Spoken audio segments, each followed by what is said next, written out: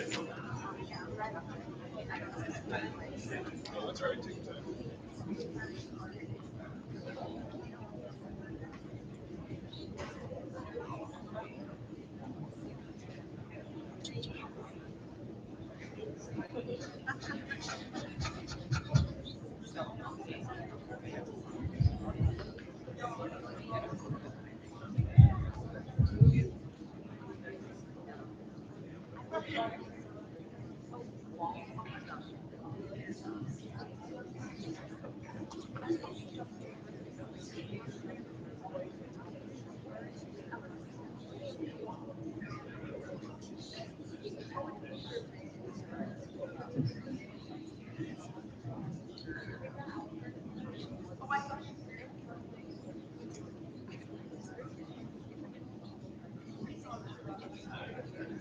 You guys are good.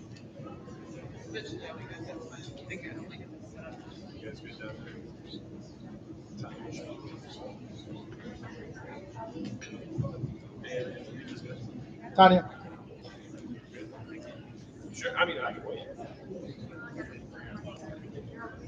JTHS.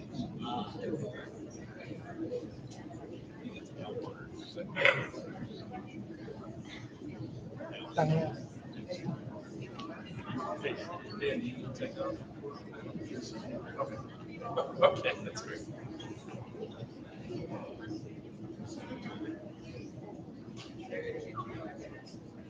Start.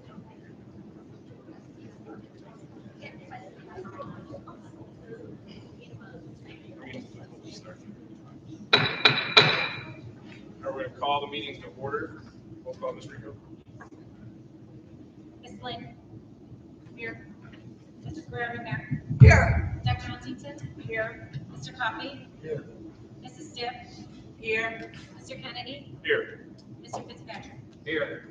Please rise for the pledge of allegiance.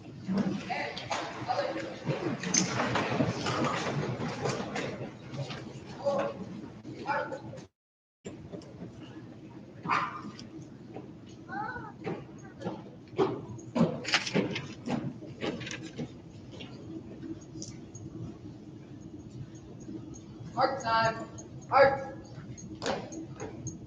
Right turn. Art. Oh, God. Oh. Oh.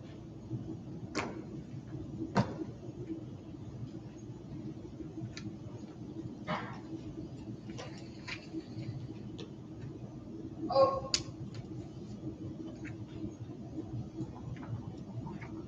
Oh.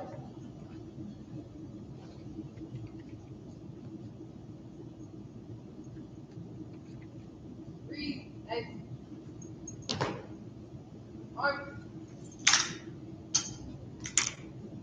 Pledge allegiance To the flag of the United States of America and to the republic for which it stands, one nation, under God, indivisible, with liberty and justice for all.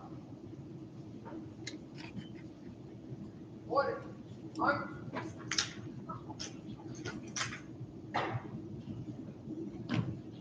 Oh.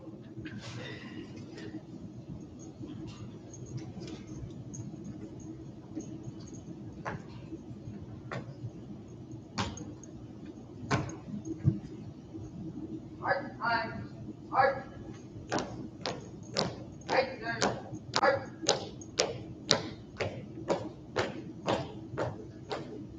Forward. Art.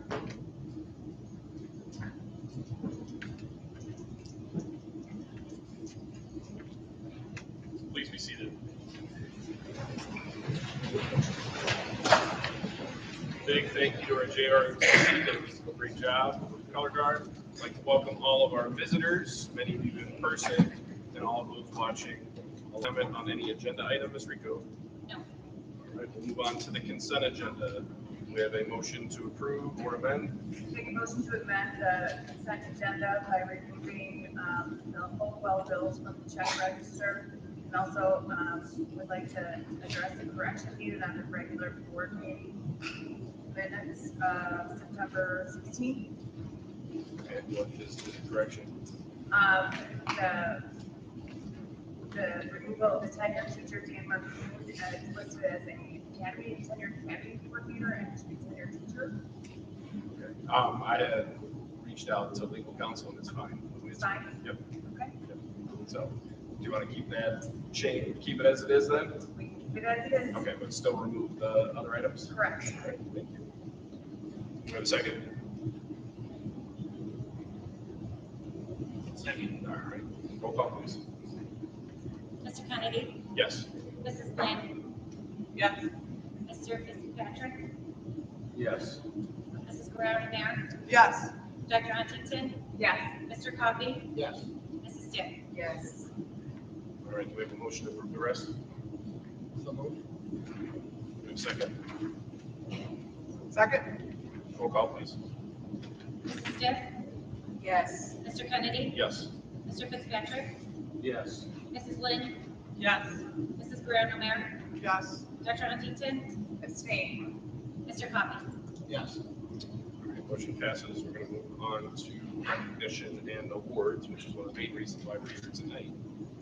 Turn it over to Dr. Guzman and her team. Sure. I know we have our principals who are going to come forward and do the recognition. This is one of our favorite nights of the year, and we have to move our board meeting to one of the campuses because of how many students are getting recognized. So we're very excited to celebrate with your accomplishment.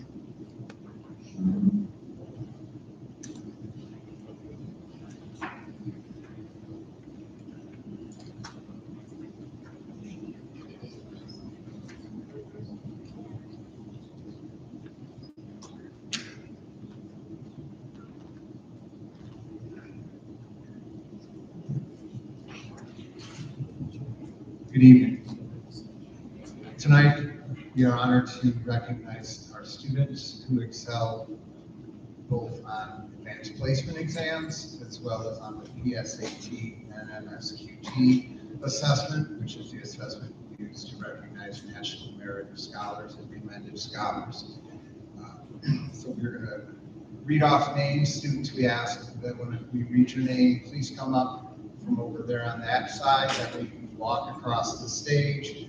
If you want to stop so your family can take a quick picture, that's great. Stop here to get your certificate and then head down on this side. Okay? We do have the various award criteria posted there for you so that as we're introducing the students, you can see their amazing accomplishments. So we appreciate you being here tonight. So I will start with students who are recognizing from the Central Campus, starting with our AP scholars. Horacio Almazan, Felix Arcan, Abril Barrientos, Omar Beltran, Alexander Calderon, Madeline Curry, Amber Davis, Emily During, Joaquin Espinosa, James Fiegel, Johanna Figueroa, Carly Frausto, Fabian Garcia, Malcolm Green, Aiden Hadley, Shunashi Marquez, Liliana Mania, Cheyenne Mendoza, Delaney Moran, Erica Symes, Marjorie Santos, Taylor Stallings, Chloe Van Ness, Uriel Vasquez, and Eric Zamudio.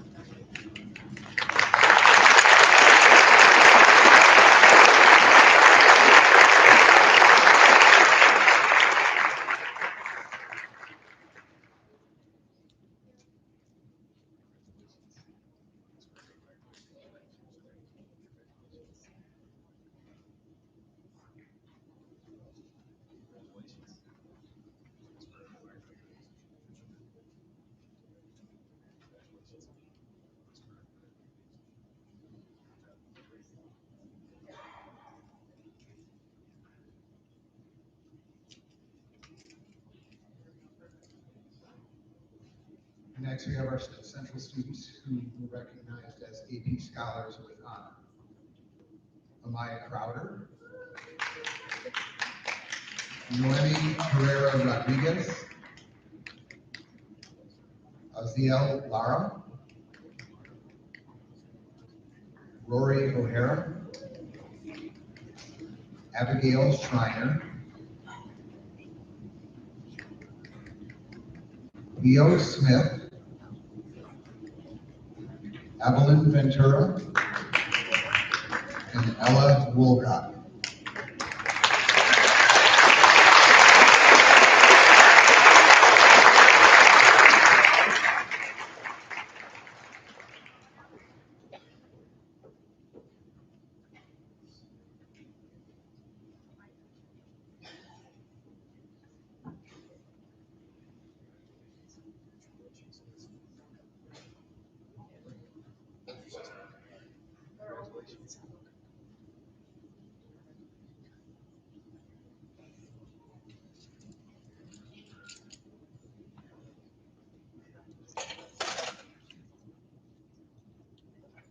And finally, our students who were recognized as AP Scholars with Distinction. Eric Desai Jolona and Demetris Cortinas.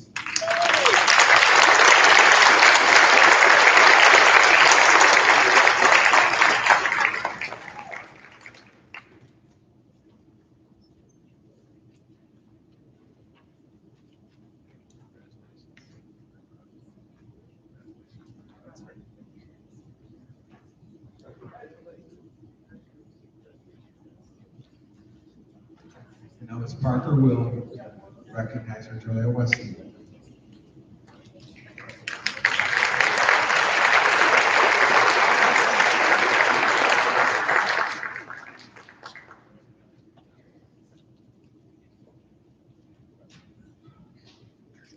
Good evening. We are super excited this evening to recognize our awesome scholars at Juliet West.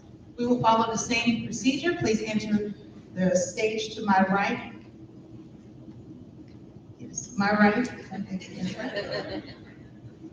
We will acknowledge our students who have earned the title of AP Scholar. Dishi Argor, Mia Adhich, Jonathan Barnett, Sydney Barlow, Mackenzie Barton, Leslie Combs,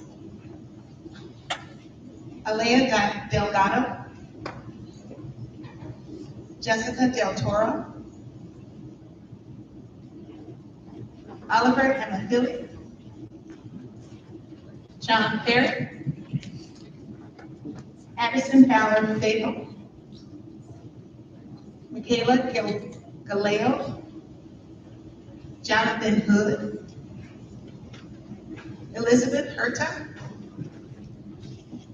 Olivia King, Ava Kennedy, Jennifer Lara, Ava Lorendi, Cassidy Malloy, Henry Maston, Renzo Mayfield, Aaron Moser, Janae Muhammad, Derek Go, Elijah Haas, Connie Pham,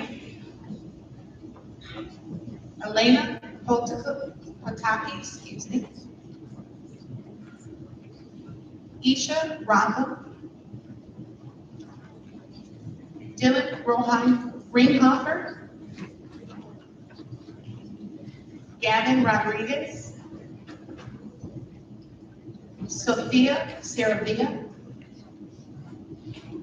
Natalie Schuster, Sanaya Taylor,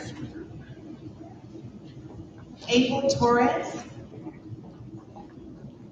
Sarah Villamonte, Penelope Wagner, Callaway Walsh, and Ray John Williams. Let's give them a hand.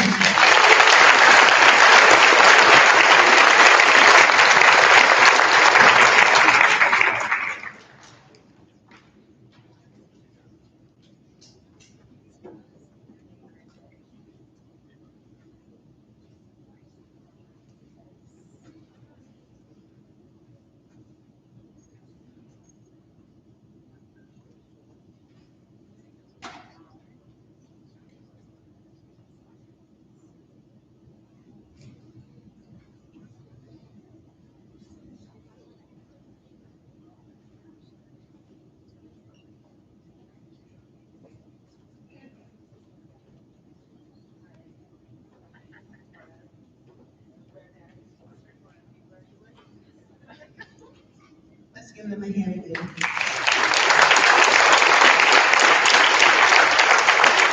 Our next category, we are recognizing students who have earned the recognition of AP Scholar with Honor.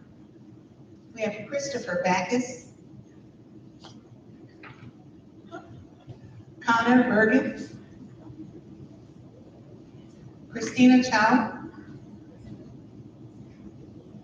Vaughn Craven, Taylor Greenwood, Gianna Jaramillo, Kara Kamichi, Elizabeth Lang, Julian Lopez, Madeline McCarroll, Audra Mabed, Evan Newman, Sierra Rapala,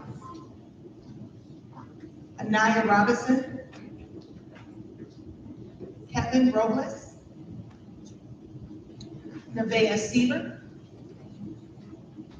Joyce Seal, Ariel Smith, Elise Stephen Toad, Dylan Trainer, Zoe Walsh, Henry Young, and Selena Zapata. Let's give them a hand.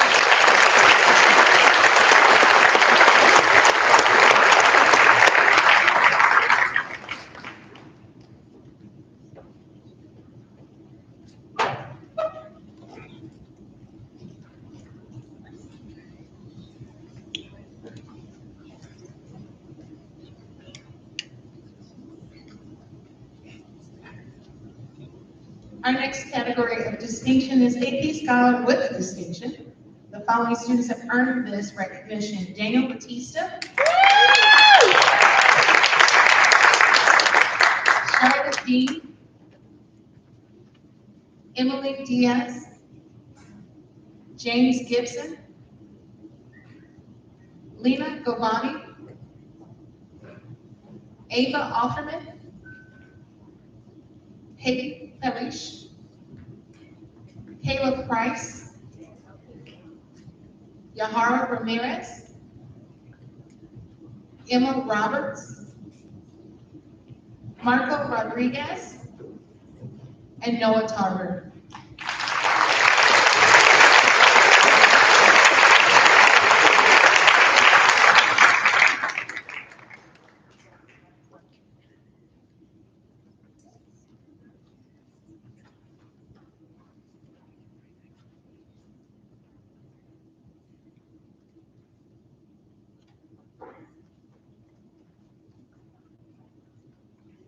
The next category are students have already received the recognition on the certificate they received, but they've gone above and beyond that of those recognized by College Board. But they've gone on to be recommended through our National Merit Scholarship Program. We have National Committed Scholars, and they are Emma Roberts, Marco Rodriguez, and Dylan Trainer. Let's give them a hand.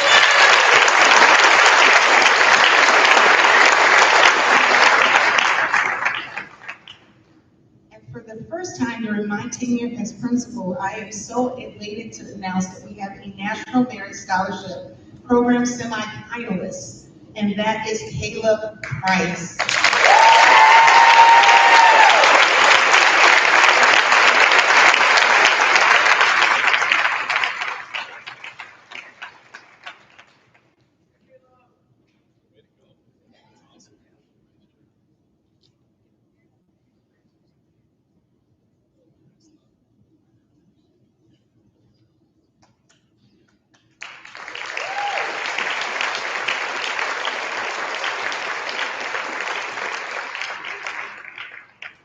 To our principals, at this time, we're going to take a 5-minute recess to come out and congratulate all of the awardees.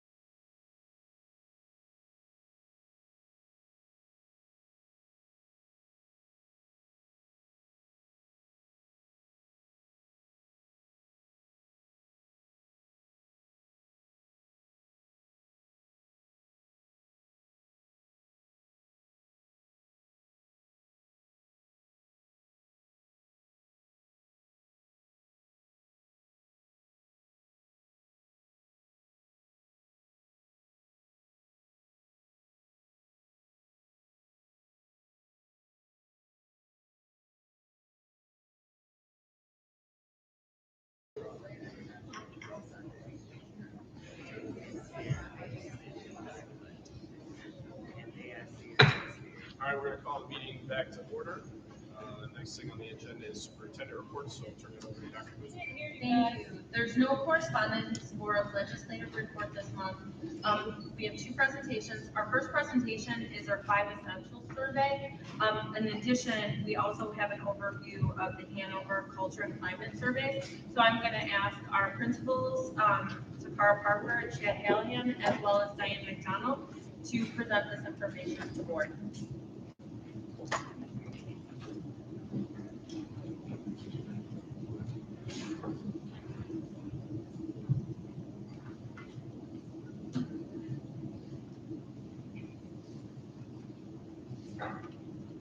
Good evening again. As you are aware, this is an annual presentation that we give to share the results of our 5 essentials survey that is given to students, teachers, parents during the month of February to March each year. The 5 essentials survey is an evidence-based survey created by the University of Chicago. It is mandated by the state of Illinois that we do require the survey, we're required to give the survey. As stated previously, it is administered to teachers, students, and parents optionally. It measures the school's culture and climate and gives us information to focus in the areas of improvement. Within this, University of Chicago has designated 5 specific areas that they deem to give an indicator of whether a school is poised to make improvements on student outcomes. And those areas are effective leadership, collaborative teachers, ambitious instruction, supportive environment, and involved families. It's important for us to look at the results of this survey each and every year because it does inform our improvement efforts. As stated before, it is a requirement through the state of Illinois that it is given, and it is part of our school report card. Currently, it resides in the school quality and student success indicators, and it accounts for 6.67% of the school summative designation on the school report card, but that is according to the participation of students who participate in the survey. Wanted to give you just a short history within the last 3 years, trend data of participation amongst our teachers and staff.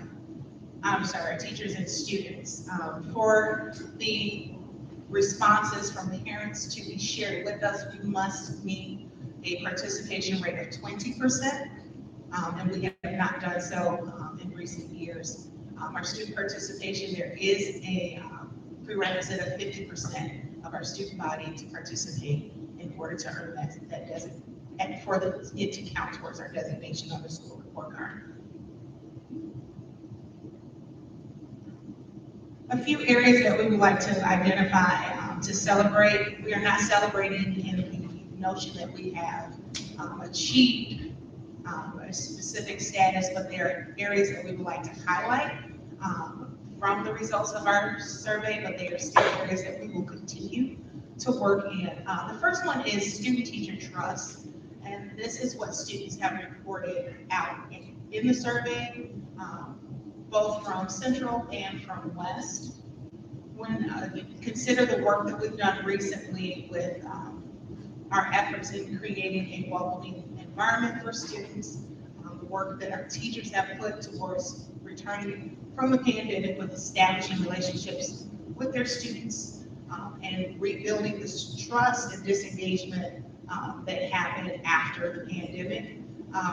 This is something that we are happy to see in the place that it is, but it will continue to be a focus of ours. So when you look at the first statement, students responded in agreeing with an affirmative to strongly agree. 95% of students, both at Central and at West, feel safe with the teachers that they're in the school with, in the classrooms that they're in. They feel like teachers treat them with respect, and they feel comfortable with them in the classroom. The second area that we wanted to highlight was school-wide future orientation, and you consider the work that we've done recently to focus on our college and career readiness, the implementation of our counselor curriculum, the new positions of career and college counselor implemented at both campuses. This is an area of highlight as well. So when students were asked about their interaction with teachers, in their schoolwork and its future purpose, they were able to answer 85% or higher that they agree and strongly agree that teachers work hard to make sure that they are planning for their life after graduation, which is very important. And we're happy to see those indicators from the results of the survey from students. The last area is that of academic press. And again, this is what students have reported out regarding their content area, the subject area, the rigor of the work that they're completing within their classes, both from Central and from West. Above 90% students agree and strongly agree that their teachers expect them to work hard. They wanted them to become better thinkers, not just rote memorization of facts, but to become critical thinkers. And they expect the best of them at all times.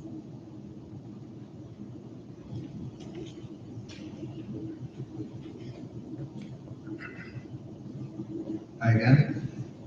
As Parker mentioned when giving an overview of the survey, one of the main purposes of the survey, or benefits of the survey, I should say, is that it allows us to identify areas where we need to continue to work to improve. So I'm going to highlight a few of those, and then we'll close by talking about how we use this data in those improvement efforts. One area we identified as an area where we can improve is on our student-peer relationships. As you can see, this is reported by students. The first question being, they report that their peers don't get along very well. And at both campuses, 44% of the students responded that they agree or strongly disagree with that statement. And then the second question being students reporting that their peers treat one another with respect.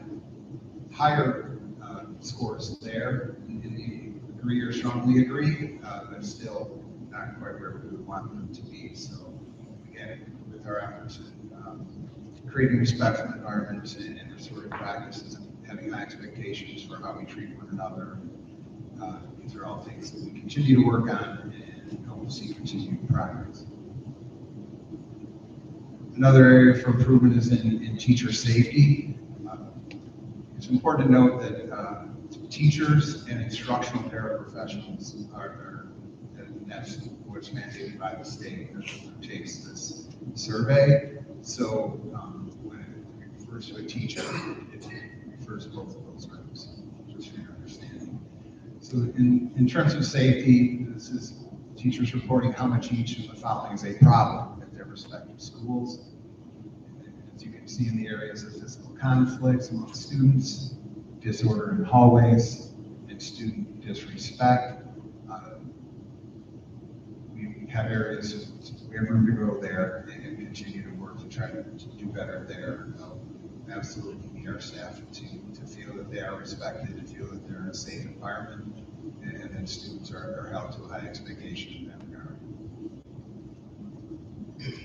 Lastly, this is about school commitment. The respondent here are the staff, teachers who fill out and parents who fill out the survey. As you can see, the questions are, I usually look forward to working each day at the school. 83% there. The two campuses, I wouldn't want to work in any other school. 73 to 67, and then I would recommend this school to parents seeking a place for their child. While these numbers aren't dismally low, they're certainly not where we would like them to be. We would hope that all of our families, all of our staff are proud and want to come to work each day, and they see it as a place where they would be happy to have their students go to school. So again, these are areas that we will look at, continue to have conversations with staff to try to delve deeper into some of the things that are causing these numbers to not be as high as we would like, and then make plans to try to improve in these areas.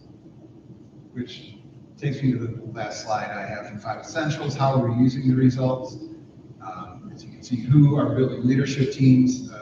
Ms. Parker and I shared this report as soon as we get it in the summer, and our teams begin looking it over. begin highlighting what we see there and what we can do better, as well as what we can celebrate. Last year, when we did this presentation, which I believe was the first time, we went in some depth about efforts we're taking on both campuses to make sure there's open lines of communication and a collaborative effort among staff and administrators to build a stronger culture of climate at our campuses. At the Central Campus, we call it the Culture and Climate Team, and at the West Campus, it's called the Tiger Staff Leadership Council. We continue to have those groups at our respective campuses. There's representation from all areas. It's not just teachers and or certified staff. We invite all staff to be a part of that because we know everyone plays an important role in creating a positive culture and climate for our students and for one another. So proud of the work that we're doing there. We did this last year after we received these results, and I plan to do it again, is to then take some of this data to those groups and delve deeper into it and hear directly from staff their perceptions about why some of these numbers are where they are and what we might be able to do to get better. Any questions about the 5 essentials before we turn it over to Ms. McDonald for the handover results? Okay.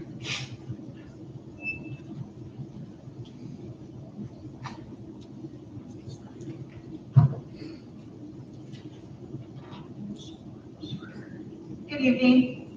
I wanted to, this year we wanted to bring in our work with Hanover. We've been working with Hanover for a long period of time. We have a very strong relationship with this research company. I meet with them almost on a monthly basis and sometimes several times a month.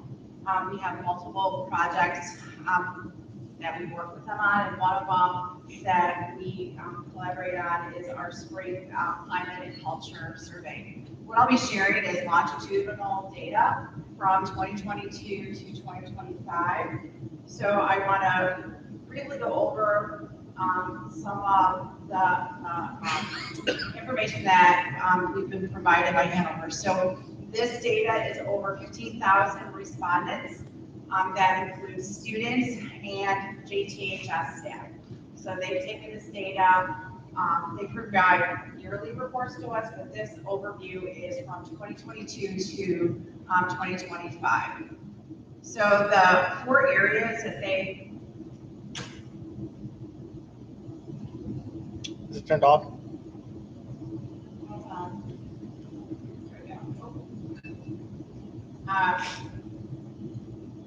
There's a delay. Okay, we can blame it on the outage yesterday. So we focus on 4 areas. So the school and building environment, safety, how people feel about safety, cleanliness of our facilities. We talk about the social environment, how our students feel, how our staff feel, our academic environment, and then how inclusive we are as a district.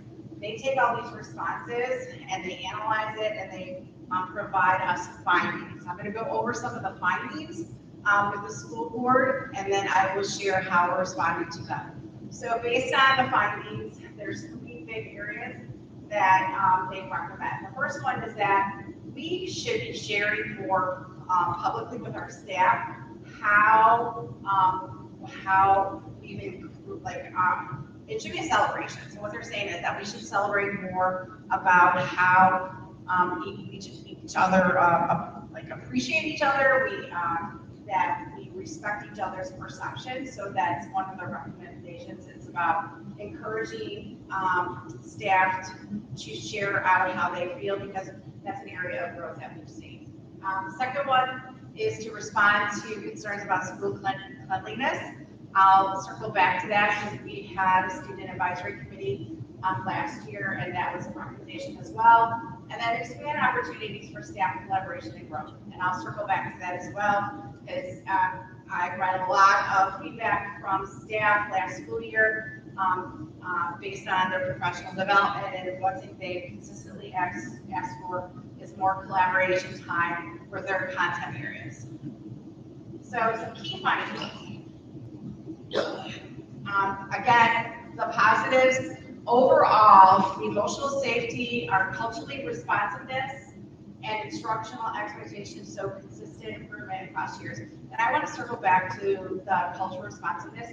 We started to implement this survey because we wanted to gather data on our cultural responsiveness as a district. So this is where this survey originated from. So that is a huge celebration. Areas again that they noted is. I'm sorry, the administrative support, it went from 60 to 45. Correct. What would the reason for that be? Well, I'll circle back to that at the end, Mr. Fitzpatrick. A lot of that has to deal with providing opportunities for staff to collaborate. And then that is the cleanliness. So diving into cleanliness and safety. So if you see the color codes, it goes, if you look at the bar graphs, top to bottom is 2022 to most recent. So students' perceptions of their common spaces. And then if you look at 62% of our students feel safe at school, 69% of our respondents feel safe going to and from school, and then 70% of our students feel safe at school-sponsored events, activities held at school. And then on the bottom, it points out that less students agree that there is not an issue with violence and theft at their school over the years. That has declined, that has increased, so less.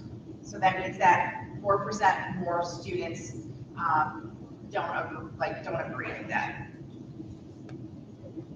And the instructional climate and attitudes, again, 2022 is the top, and it goes down. So we see these areas that we gained improvement in regards to our attitude towards school.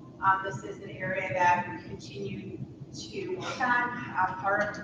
Part of what I would say that is the work that we're putting in with our Tier 1 instruction and our instructional playbook, leveling the playing field for all students, engaging them in the classroom. And part of that too is like we want them to come to school. And then ensuring that our classrooms are engaging and challenging, and we're supporting our students. Logging and discrimination, again, from left to right is 2022 and to 2025. % of students who agree about feeling welcome at school, we've seen an increase in that. And then percentage of students who believe harassment and bullying rarely happens due to disabilities, that has decreased.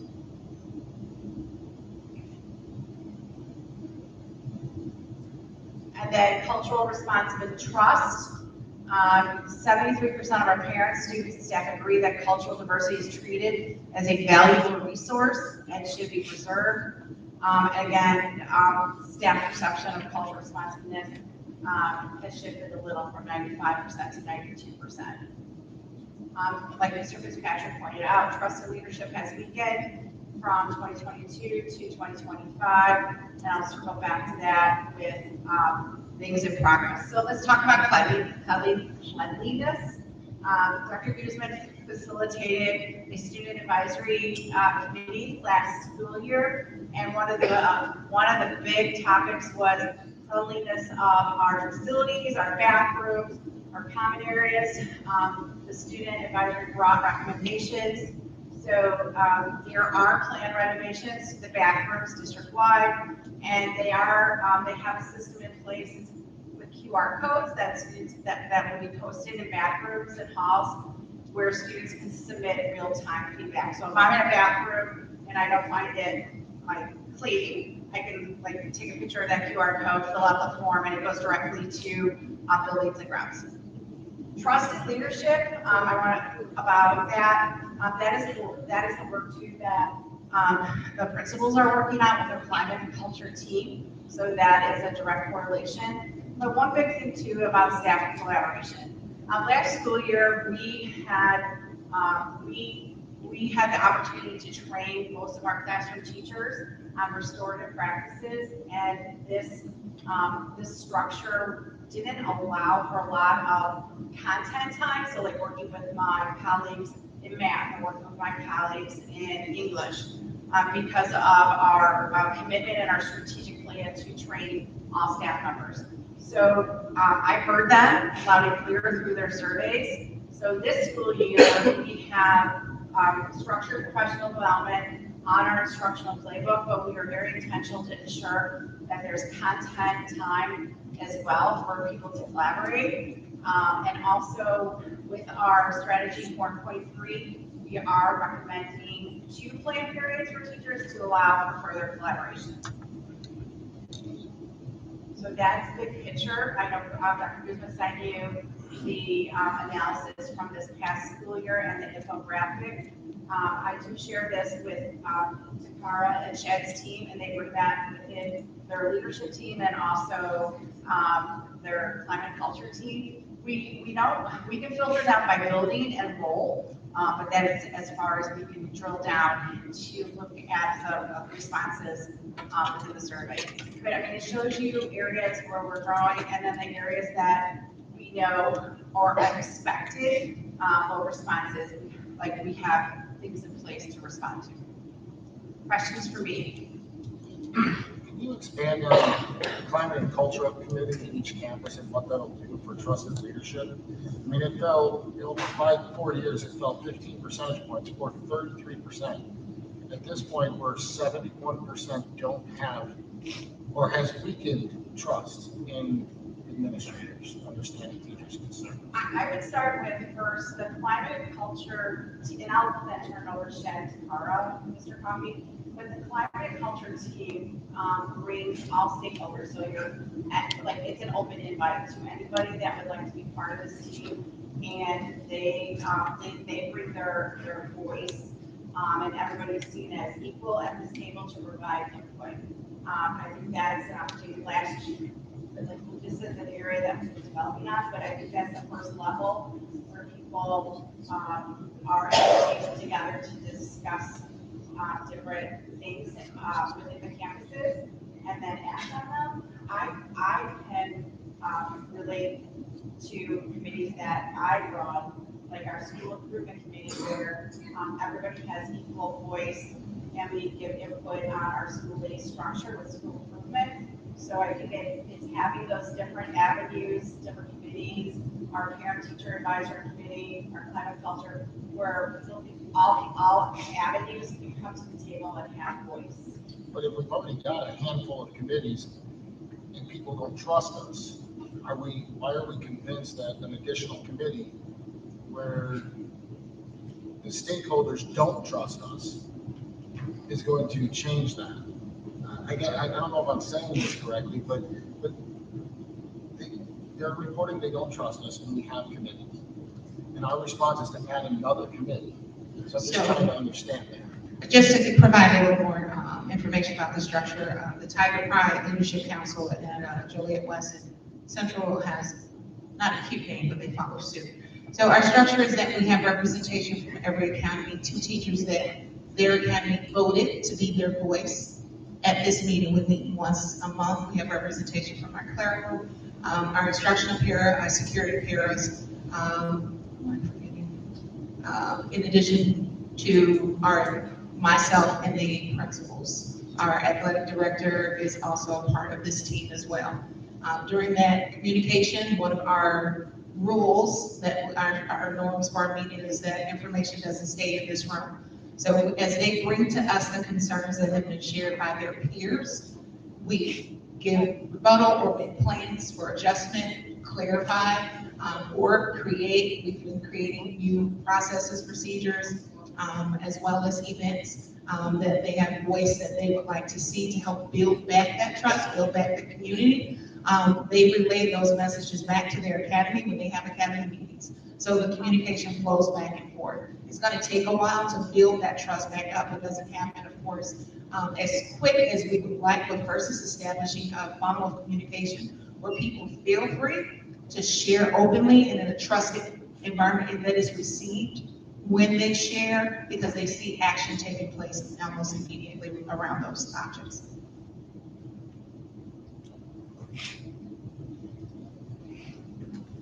I think I'm probably just going to reiterate what what Takara just said. Because that's what I thought of immediately when you asked your question, Mr. Coffey. The community itself and providing a forum for staff to speak open and honestly is important, but just that in and of itself isn't going to solve the problem.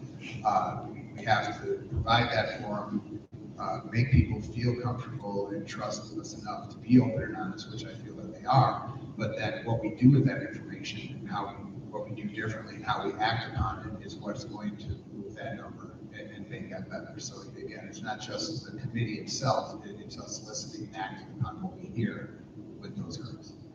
I also want to reiterate, Mrs. McDonald said this, we utilized our entire professional development time last year for SIP time to focus on cultural responsiveness.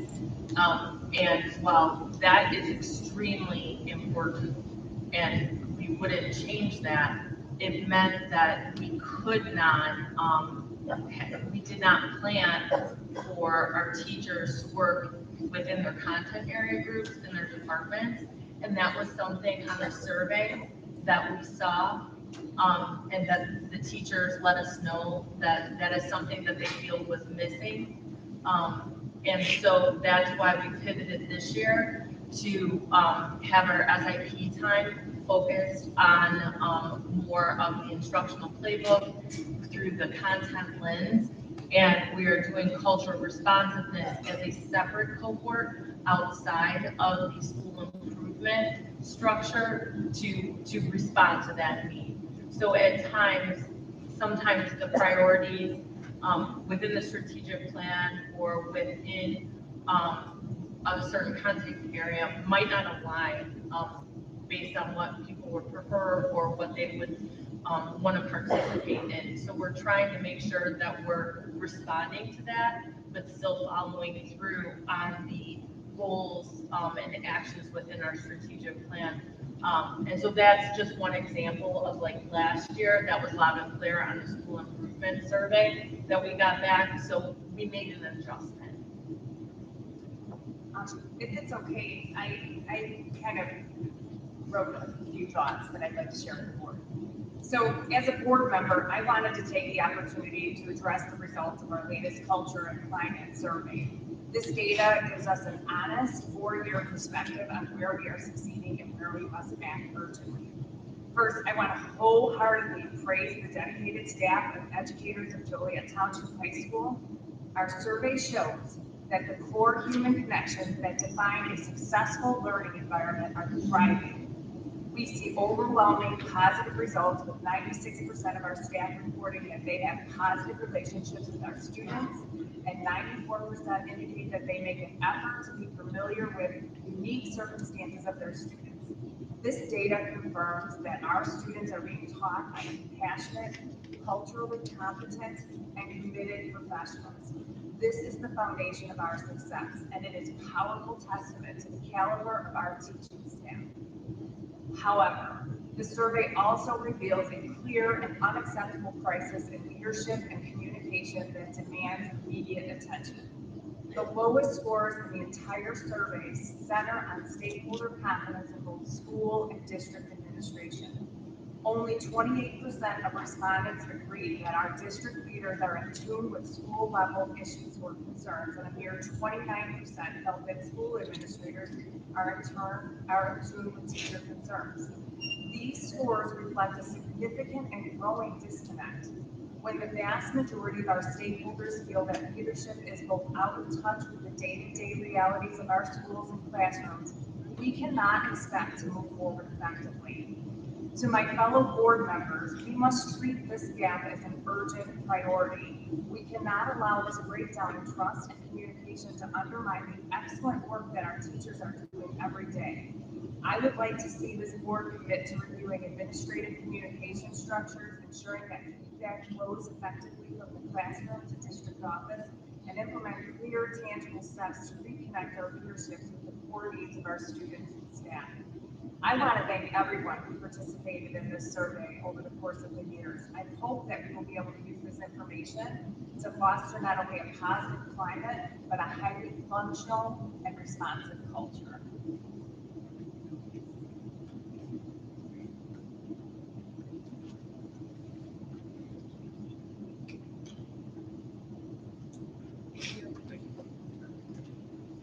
Next, we have our advanced placement, accelerated placement, honors, and early college credit presentation. In the past, we focused on our AP, and we expanded this presentation to include these other areas that really are helping us excel in both dual credit and advanced placement. So we have a large team presenting, and I want to thank them for their preparation.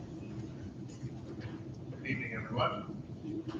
All right, I have the first couple sections here with advanced placement and accelerated placement that really connects with each other. So I'm going to bear with me on that. First slide, so for everybody to be aware, we have, right now, we have 24 AP courses that we offer district-wide. AP African American Studies, AP Seminar, and AP Calculus BC are new this year. And then we're also looking at the possibility of employing additional AP courses, possibly in the area of CTE that will be moving forward, looking at the possibilities of offering those. So we do offer quite a bit of courses in our AP catalog. So a bit of context before we get into a lot of the data points. So 24-25 was year one of our AP grant cycle. The grant itself provides us with opportunities to support our teachers, our students, provides professional learning opportunities, and then gives a lot of teachers and students the tools that they need to be successful on the AP exam. So we do spend a lot of funds for training, for professional development, but also that planning and collaboration time happening at the campuses, district-wide, and then test prep for students. We have an AP steering committee where we're bringing teachers from AP. We work together to look at different issues that we need to address throughout the year to make our program successful. Starting last year, we did have our first group of accelerated placement students. And I'll talk more about what accelerated placement is in a little bit, but just to provide that context. So we did offer accelerated placement and having a lot more students enrolled in AP Human Geography, and then honors English, honors Biology, and then their honors Math classes. We did see an increase in more teachers in those areas, so supporting those teachers with AP size. And then we also got to have some opportunities for AP advisors to help support our students who are in accelerated placement. Moving down to the last bullet point, we did have over 500 practice exams that were proctored throughout the end of the year, usually in the springtime. It's been helpful to have the courses now have more digital experiences. We are able to offer more exams and more opportunities for students to participate in those. So with that being said, I want to get into the district data. Before I do, we get our district data in July, and really it's kind of like, for me, I think a lot of teachers too, it's like Christmas in July, because they really do, like, once the scores are released, I'm in front of the computer, I'm gathering all this data, and we're really seeing some really excellent data that's coming from our students and from our teachers. So we're doing a fantastic job in this area, and I know we're doing some successful stuff in other areas that my colleagues will be presenting. But just for AP alone, this slide right here, this chart, what we want to make sure is that our AP, our student demographics are reflective of what our district demographics are. And we are making some inroads in this area that we are seeing increased representation in all of our groups, especially in our African American subgroup, which was one of our really one of our major goals that we had with our AP program. Going into the amount of students who are participating in AP, just to make sure you understand, 2017 is a great date for us. That was the AP District of the Year award. So I want you to use that as a reference point, and then I want you to kind of throw out 2020 and 2021. Those really are reflective of where we were at. 2020 was very elevated. 2021, not as much as you can see. So what we're noticing though is we're beyond where we were in 2019, right before the pandemic, which is great to see. So we have more kids who are experiencing that. And also too, we're starting to see a narrowing of the gap between West and Central, which is awesome to see. Next slide here is going to be the amount of exams. Again, we did see that dip in 2021. We are seeing kids taking more exams, but I think what we're also seeing too is kids are being more selective in the AP exams that they are taking. So even though we say like, oh, 1790, that's a lot of exams, we should be up to that point. It's also that we have 1724, but kids who are taking AP are being selective what exams they want to focus in on, and who are going to be then successful on those exams.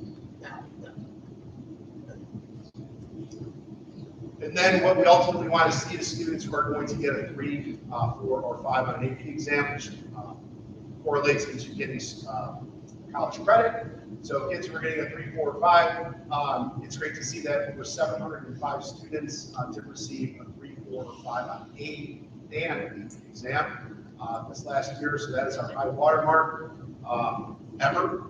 So it's really good to see that. So the amount of kids who are, we're seeing an increase in kids who are taking AP. We're seeing a lot of kids still taking a lot of exams.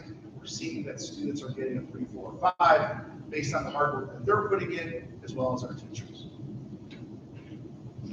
And then this is also a point of celebration. What we're looking at, again, let's look at 2022, 48% of our students did get a score of 3, 4, or 5. Fast forward to 2025, last year, 60% of our students, which is always our benchmark of 60% we were able to achieve. We're looking at that, so 12% increase from 2022 to 2025. So that is really exceptional what we're doing in the classroom, what we're doing at the campuses. So a lot of celebration here.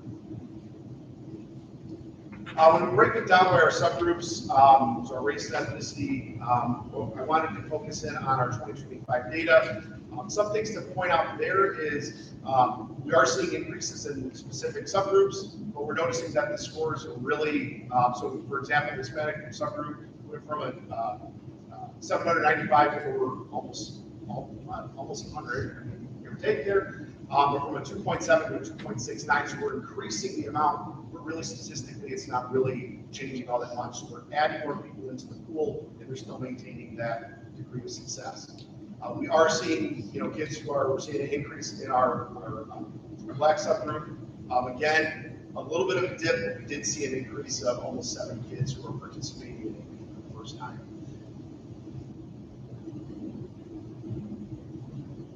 Shannon Takara went through earlier today our AP Scholars with honors, AP Scholars with distinction. So we are getting, again, a little bit of a snapback from where we were. So again, the amount of kids who are doing really great things is increasing. On our data here with 124 AP Scholars, along with 56 honors, and then distinction with 55. So I think what you should notice on the Scholars with honors and distinction, those are some of our best numbers that we've ever had. So more and more kids are taking more and more AP exams, and they're doing well on all of those. So it's not just a one and done. We're taking a lot of them and doing really well. All right, what goes along with some of these numbers, I'll talk to you about accelerated placement. It really does impact what we're doing with our AP program. So what is accelerated placement and why are we doing it? Actually, it is a state law that we are accelerating students based on preliminary, what we're looking at is PSAT data and where they are at. And so we want to make sure that kids who are scoring at a specific level with some other variables included are having the opportunity to take accelerated coursework, whether it's in honors or it's in AP.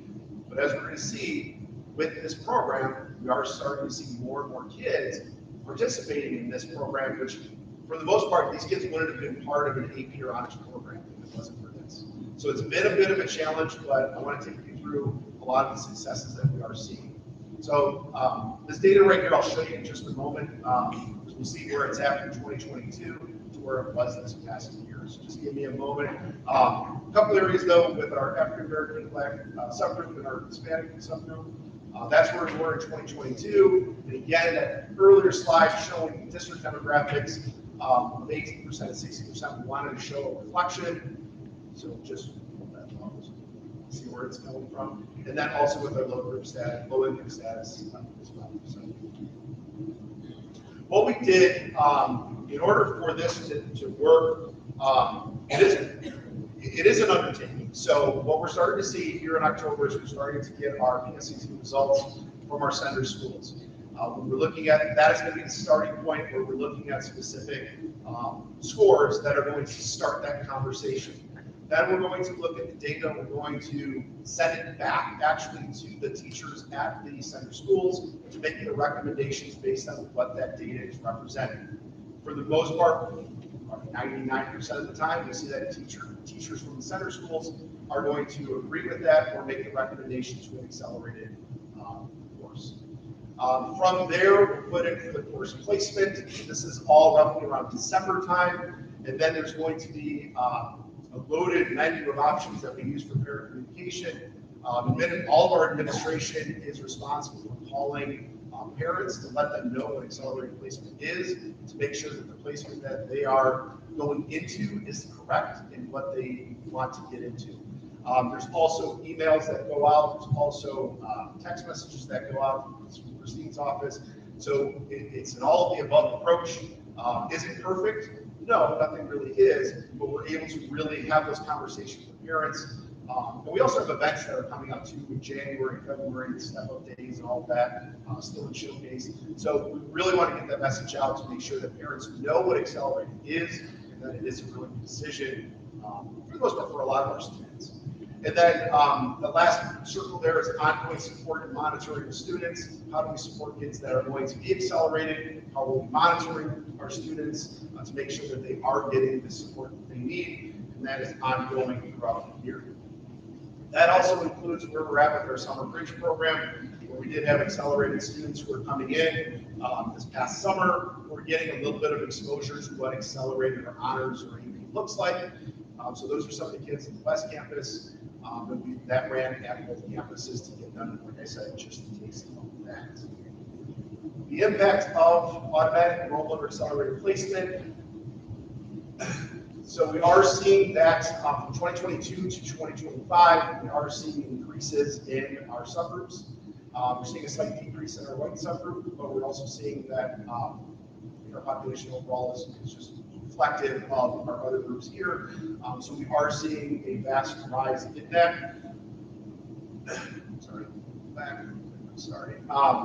So every single area, then if you look at the top part over there, top left quadrant there, notice that the amount of exams that are going up, but then our mean score is actually going up as well. So some may say like, well, maybe we're diluting things for our accelerated students. In fact, this is the opposite. We're maintaining our expectations, and students and teachers are rising to the occasion.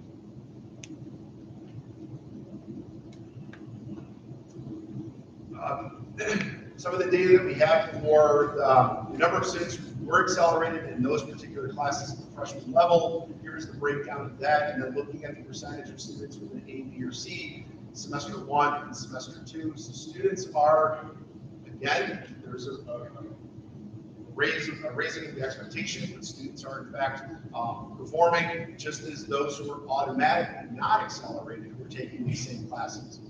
So, you're not going to see 100% A, B, or C in kids who are not, but you are starting to see that kids are really stepping up to the plate. And then this is really what's really interesting too, is when we're looking at the AP exam for freshman students who are accelerated, we saw 51 kids in Central Campus and 103 who took the test. And one thing that you should notice is these are students who probably never would have taken AP Human Geography in the first place, but here they are getting college credit, they were getting exposure. So even though they may have received a 2, that's a huge chunk of kids getting into who are getting ready for their sophomore year, junior year, and senior year. And then when we look overall, BP Hug, the average was a 2.7. We're seeing our accelerated kids do very, very similar work. So very, very proud of that, where we're at with our accelerated program. We're continually looking at how we can make that program better. So that's all in the works, but hopefully next year at this time we'll have even better data for you. So with that, I will hand it off to Dr. Heckley.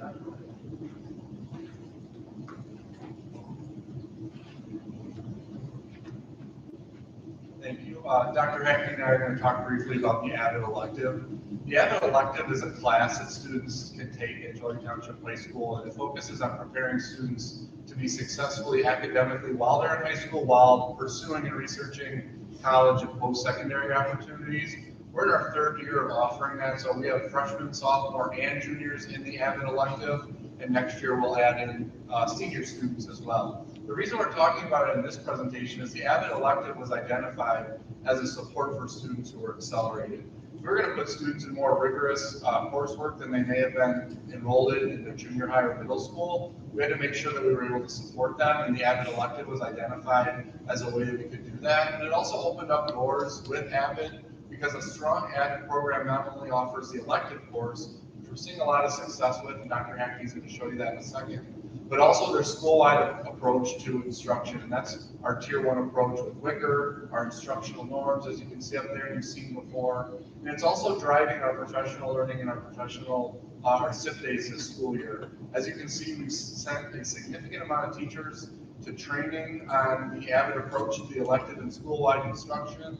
All of our SIP days are within their content areas. We have 10 groups.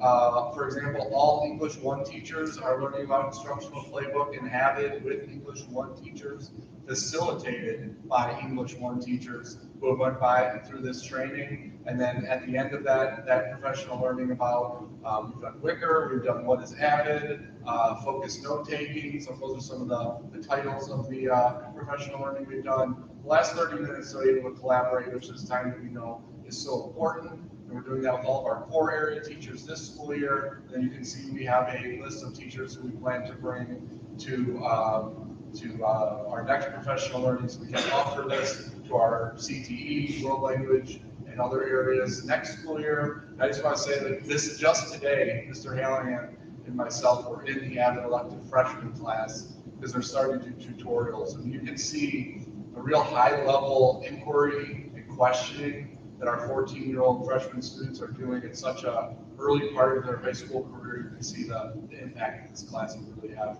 on students who participate. Good evening. I get the fun job of sharing some of the numbers here. I want to point out quickly here before diving into some of the numbers, though, that the Avid elective class really is an example of the kind of community and the kind of instruction that we're working to do for school-wide instruction. Jeff mentioned, Dr. Wright mentioned that we've been at this for 3 years now. So the 23-24 school year was the year that we implemented initially with the advisory for the Avid elective, and so we didn't have the full class period implementation at that time. One of the things that we're excited about in the numbers, even then, is that with the 48 students in Central and the 49 students in West, we saw 60%, about 60% of those students passing all of their core classes. In addition to that, and I think this is where it's most significant, the chronically absent rates for those students, 23-24 were at 10% at Central and 8% at West. And now that we've expanded from the advisory, that 25-minute block for advisory, to the full class period in 24-25, now currently in 25-26, what you're going to see is that we've increased, obviously, the number of students who are involved in our Avid elective each year. But in addition to that, because we have the full class period now to really buy into and spend time together, building the kind of community and establishing the kind of instruction that we're trying to push school-wide, what we're noticing is that the percentage of students passing the core courses is even jumping higher than it was in 23-24. So we jumped from around 60% passing those core courses to 80% in Central last year of students enrolled in an Avid elective, and 94% of students enrolled in an Avid elective in West. But then here's the interesting thing. Students coming to school chronically absent numbers.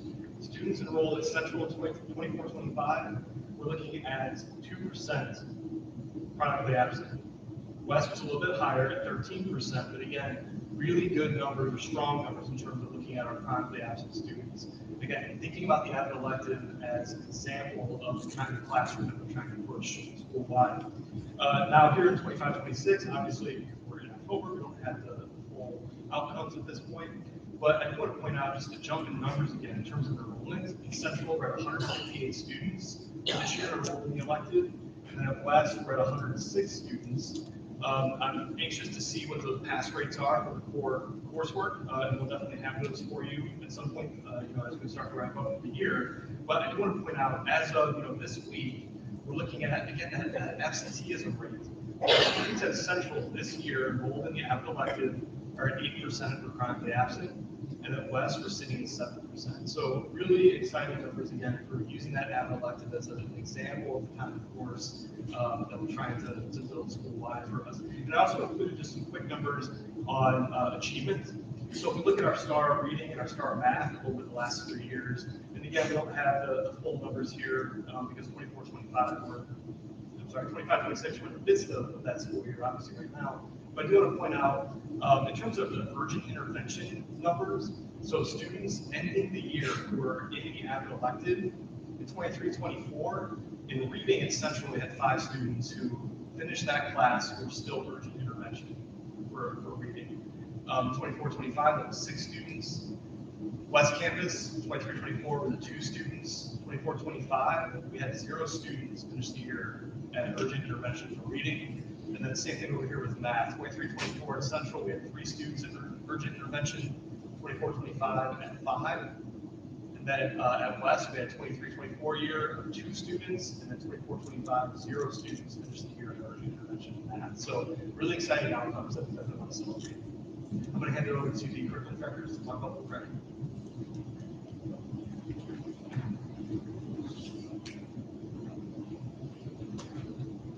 Good evening. So I get the privilege to talk to you about our dual credit opportunities for our students and performance last school year across all of our different content areas. Before I begin, I do want to preface this with the dual credit data that you're about to look at the numbers are conservative, meaning that more than likely there are more students who earned dual credit that might just not have been captured in some of the data, and some of the money saved that you'll see in there would likely also be larger because there's more students, and we'll talk a little bit more about that as we get into it. So dual credit, as last school year, you see we have up to 30 unique dual credit courses that students participate in at Joliet Township. And that does include 5 dual enrollment programs on the college campus. That's moving to 6 dual enrollment programs this school year, and we've added 1 more. The duplicated number of students who participated in early college credits is over 1,000 students. And when we say duplicated, we do mean that we are counting a student twice if they've taken 2 dual credit courses in that number. The actual unique number is around 750 unique students earning dual credit, and that is over 4 years' time.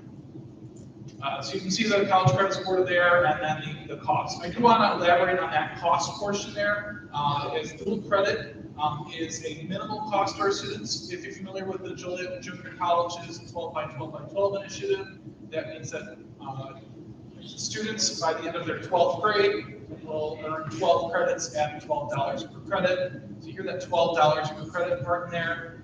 That fee is waived for our students who are on free and reduced lunch. And so that's why for the vast majority of our students, that comes at no cost.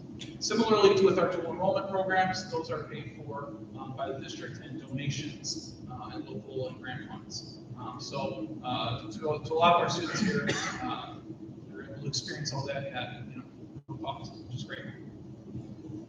The numbers here, so each year the curriculum directors do a dual credit presentation to prospective dual credit students for the upcoming school year. And this is some of the data that we kind of showed them to kind of hook them in, get them excited about the possibility. And I really want to highlight there on the right-hand side the typical tuition rate at Joliet Junior College. That is the, again, conservative number, the cheapest college credit. There are more expensive college credits at JJC, depending on the class you're taking. But at that lowest number, you can see the number of students who have earned college credits and the number of credits that they've earned, and then that little column sort of estimating the dollars saved using JJC tuition only.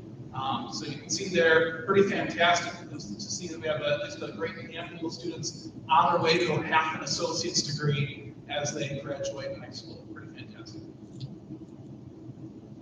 And again, we assume the lowest cost there. So just doing some fast math, $151 credit hour times all the credits earned, right? It's over $700,000 saved by our students by taking advantage of these opportunities. And again, at near 0 cost to them.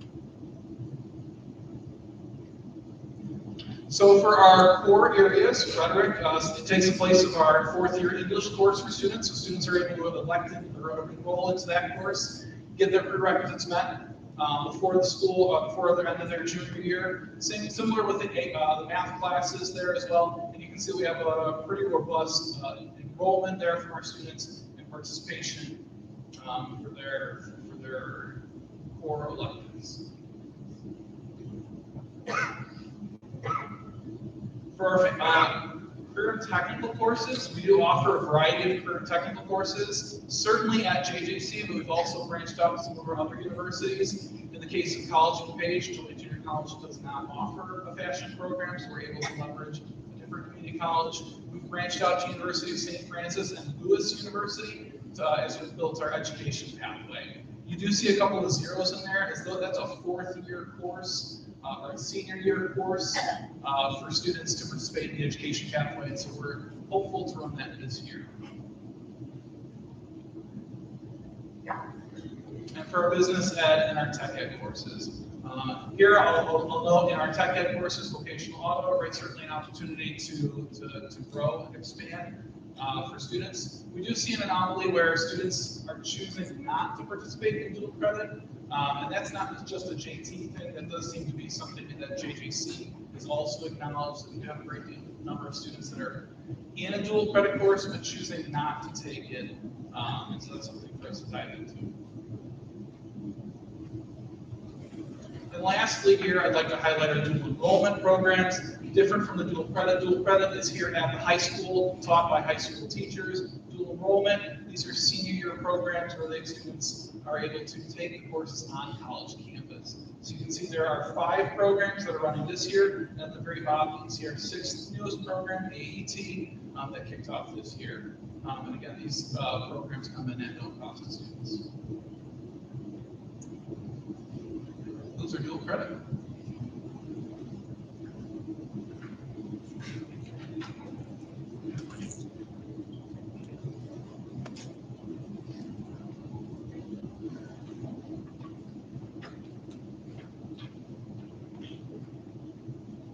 Good evening. We will talk about our transitional courses that we have here at Joliet Township High School next. I'm Nicole McMorris. I'm the curriculum director for math. I also have Susie Montano, I'm the curriculum director for English and Parents. So transitional math and English, what is a transitional course? So community colleges and high schools, we work in partnership to create courses that emphasize an authentic learning experience for students that are aligned with careers as well as life outside of high school. So this particular act originated in 2016 through the Post-Secondary and Workforce Readiness Act. Here at Joliet Township High Schools, we have had a transitional math partnership with JJC since 2019-2020. And then our transitional English partnership has started during the 2023-2024 school year. Additionally, we are able to send several of our teachers. I know for math, JJC offers an annual dual credit transitional math summit for teachers to come and have professional learning, as well as networking opportunities with other transitional math teachers across our state, but specifically in our area. And typically we get to send several dual credit math teachers as well as our transitional math teachers so that they're able to collaborate with others across the state. So at both campuses, Joliet West as well as Joliet Central, we typically have multiple sections of our transitional math course. We currently have the STEM pathway course, which runs at both buildings, about 100 students per campus. As you can see, the data here from 24-25, at the Central campus, we had about 115 students, of which 62 students of that 115 earned something called portability, and I'll explain that in just a minute. And at our West campus, we had 82 students, of which 54 of those 82 earned portability, or 66%. So we currently have an MOU in place with JJC in regards to our transitional math STEM course, which we call Transition to College Math. As long as a student is underneath that curriculum from the beginning of the school year to the end, and they complete the final exam at the end of the school year, as well as something that's new this school year, JGC is requiring each student to earn at least a C or better, or 70% or better for each semester that they are in this course. And as long as they continue to do that, and they successfully complete those tasks, at the end of the school year, they earn something called portability. So I'm responsible for working with that teacher or those teachers district-wide to create a list of students that have met those requirements. And then at the end of the school year, I submit that information to JJC, as well as working with our technology department to ensure that those students have the portability code for STEM math on their JTHS transcripts. What that actually does for students, I think, is really, really important. And that enables students to attend a Illinois community college and not have to go through testing for math. So at JJC, it's, for example, the ALEX test. Those students would automatically transition into a college-bearing math course without any remediation.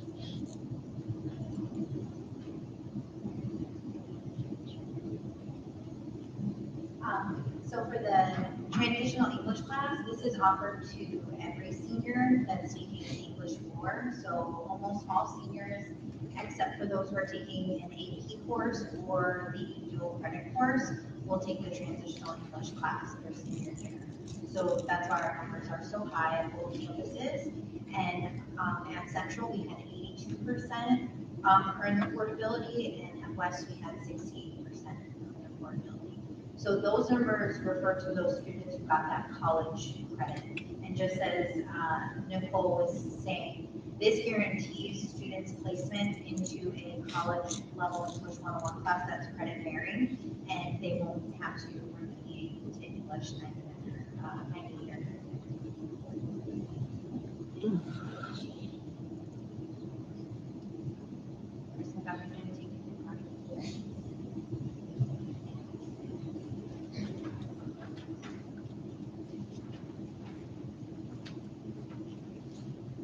Just a notable program that we do offer here at Joliet Township includes the Project Lead the Way curriculum. This is a national curriculum that was built in collaboration across the country with career experts as well as education. And so the PLTW program, you've probably heard of it a whole bunch of different times. Pretty great program that does carry the weight of that college readiness. As many colleges and universities do recognize this as some form of credit to enter into the program. That comes in a lot of different ways. Sometimes it's let me see your grade, sometimes it's let me see a portfolio or artifacts of your success in that class. It does equate to that college credit in a lot of instances. We do run 2 programs here at Joliet Township. One is in the biomedical side, so for those students that are interested in the healthcare pathway, it is a 4-year sequence. We have a lot of students participating in that. It is a successful 4-year sequence. If you know anything about electives, that's pretty tough to get kids 4 years in a row. And so we're able to run that across those 4 different programs each year. And our PLTW engineering program as well. So that is a 3-year course sequence program. It's got our 2 introduction courses and then capstone portfolio course at the end as well, the engineering design and development. And again, as you saw there, the early college credit test experience.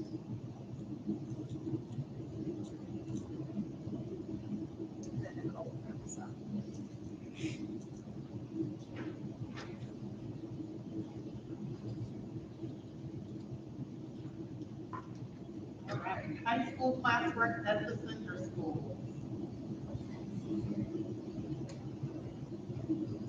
All right, the history. So our 8th grade students attend the first period honors math class at Joliet Central and Joliet West. I've been here 10 years, this is my 10th year, and I remember prior to working here at JTHS, I worked at Joliet 86, and we had several students who would come to Joliet West and Joliet Central for first period honors math class. Since that time, we have created some very strong partnerships with all of our center schools, but but we do have an understanding with both right now, Elwood School as well as Rockville School. That understanding has been in place since the 2016-2017 school year, where students take a first period Algebra 1 honors and geometry honors course, could be at either of our campuses. So for example, right now during the 25-26 school year, we have students that are taking Algebra 1 honors at our Joliet West campus, first period, and also Algebra 1 honors at our Joliet Central campus. So sometimes it fluctuates, it depends on who the students are. And then students, as I sat here, I was actually feeling like a mom, listening to some of the names being called earlier, because some of these students, I remember when they were in 8th grade, and they were here with us taking some of our honors math courses. So it just warms my heart to hear their names and them taking AP courses. And so all of this is very important because it's this group of students where they're able to transition to us from their sender school into either geometry honors or even advanced algebra honors, which then frees up space later on in their schedule, as well as gives them the opportunity to take get-ahead classes in the summer, and they can also get to some of these AP and dual credit opportunities so that they can also graduate with additional college credit when they leave us. So currently we have in place policy 6315, which allows students to earn high school credit, being in either the 7th or 8th grade. And so this policy allows a student who successfully completes a course while they're in 7th and 8th grade, that's a high school math course, and still earn high school academic credit for that course.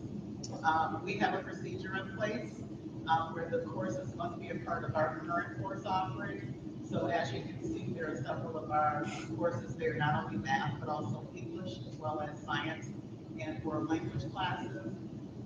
During the 24-25 school year, we were working with Troy Middle School.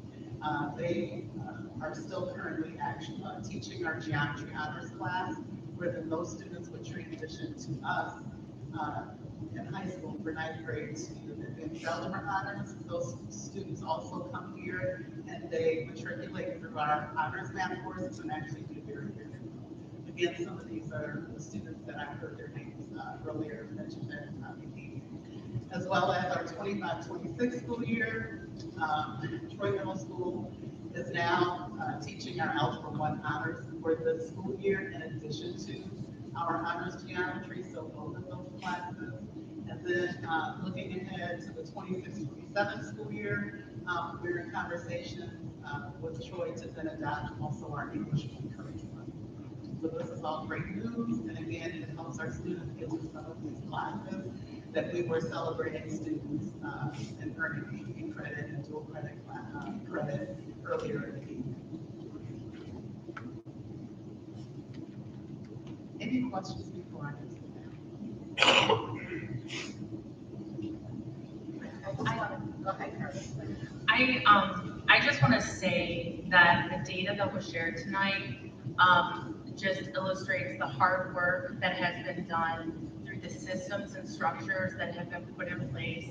I want to echo what was said earlier about our teaching staff, our support staff, and I know our staff has heard me say this before. Our staff is second to none. But I want every administrator in this district to also hear me say that you are second to none either. You do an amazing job. Our administration and leadership is the strongest it's ever been, and we are far from perfect. But the fact that our graduation rate at both schools is the highest it's ever been, we have more kids passing AP tests, we have more kids earning dual credit. Joliet West has been on the U.S. World Report for 2 years, and it's the same curriculum at Joliet Central. It takes a village, and our leaders are part of that village. You can leave me out of it. The other 43, they're the best, and I just want to say that.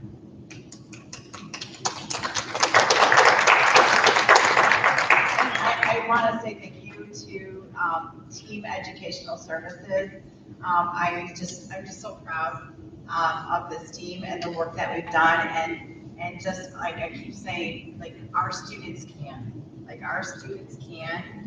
We have to provide them the supports and the structure. And where did this presentation come from?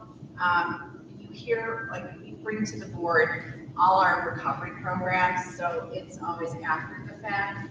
But we wanted to emphasize, in addition to our advanced placement, all the different programs that we offer our students district-wide of how we support them, and we challenge them, and it's showing, and it takes a lot of work, from the bottom up and the top down, and I'm really proud of where we are, and I'm really excited about, where we're going, so thank you again.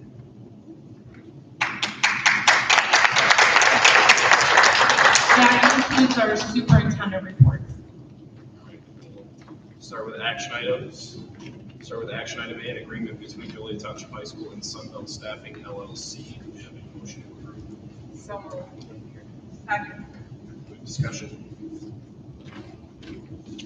Hearing none, roll call. Mr. Kennedy? Yes. Mrs. Lynn? Yes. Mr. Fitzpatrick? Yes. Mrs. Brown O'Hare? Yes. Dr. Huntington? Yes. Mr. Coffey? Yes. Mrs. Stipp? Yes. Motion passes. Action item B, resolution authorizing intervention in various Will County Board of Appeals. Do we have a motion to approve? So moved. Second. Second.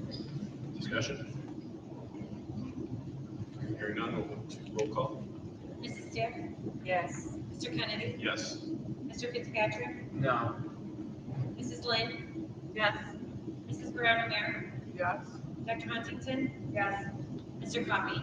Yes. Motion passes. On to action item C, breakfast after the bell mandate. Do we have a motion to approve? Make a motion. Second. Do we have any discussion? Hearing none, we'll move to roll call. Mr. Coffey? Yes. Mrs. Stipp? Yes. Mr. Kennedy? Yes. Mr. Fitzpatrick? Yes. Mrs. Lynn? Yes. Mrs. Brown O'Hare? Yes. Dr. Huntington? Yes. Motion passes. Action item D, disposal of equipment. Do we have a motion to approve? So moved. Second. Discussion. Hearing none, we'll move to roll call. Dr. Huntington? Yes. Mr. Coffey? Yes. Mrs. Stipp? Yes. Mr. Kennedy? Yes. Mr. Fitzpatrick?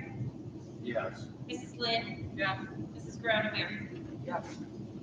All right, motion passes. Action item E, donations. Do we have a motion to approve? So moved. Second. Second. Discussion. I just want to say thank you to Elmar, who donated a Precor elliptical to Juliet West Fitness Center, as well as Robert Bowen, class of 1997, who made a donation to Juliet Central Science Team. Thank you. Thank you, thank you, thank you. Roll call, please. Mrs. Brown O'Hare? Yes. Mr. Coffey? Yes. Mrs. Stipp? Yeah. Dr. Huntington? Yes. Mr. Kennedy? Yes. Mr. Fitzpatrick? Yes. Mrs. Lynn? Yes. All right, motion passes. On to action item F, JTHS stipend update. Do we have a motion to approve? So moved. Second. We have discussion. Yes, this is just a continuation of the stipend committee recommendations for the school year to add musical assistant director and musical pit director. And then there are two corrections in regards to the lane changes. I have a question. I just am struggling with why we can't give a year-for-year credit of girls versus boys football. I don't understand why, if you're coaching 2 years of flag football and then you go over boys football, why you're only given 1 year of credit for coaching. Yeah, this is a recommendation that came from the athletic directors in terms of the season, the number of students that participates on the team, and a lot of the other responsibilities associated with regular football versus flag football. This was also communicated to the union, and they agreed. We actually changed it from 1 to 3 to 1 to 2. Right, last time I voted no for it because of that reason. I just think there's an equity issue here, and I would be concerned about a Title IX like inequity with Yes, coaches versus boys versus girls. yeah, it's not a Title IX issue in regards to stipend. Title IX is associated with opportunities for males and females to have the same type of opportunity. We're doing that with flag football, and we're doing that with football. But Do you don't think an argument could be made that if you're not compensating the coaches for the time that they're, using could be considered? we can take it back to the committee and talk about it, but this is the recommendation of the committee. As of right now. We meet yearly throughout the year, and it's something that we can take back to the committee and have further discussion. And the committee is a joint committee between administration and the union. So it is worked on it jointly.